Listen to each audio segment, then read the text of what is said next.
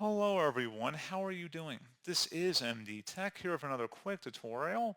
In today's tutorial, I'm going to show you guys how to go about creating a watermark with your Brother printer. So if you want to create some sort of watermark, visual, text, or image on your documents, in today's tutorial I'm going to show you guys how to do that. And without further ado, let's go ahead and jump right into it. So all you have to do is open up the Start menu and search for Control Panel. Best results should come back with Control Panel here. Go ahead and open that up.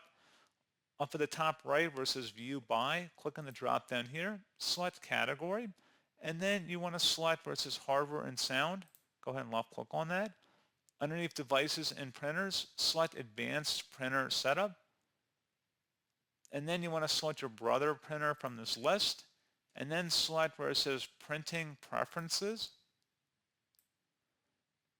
Now select the Advanced tab, and where it says Use Watermark, go ahead and check mark that and select Settings.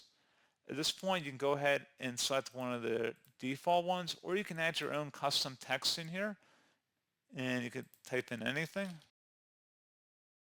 That's going to be the name of the profile, and then the text field is going to be what you're going to have as actual watermark. You can adjust the font style, size, and color as well. A lot of different options there. And then once you're done, you would select OK.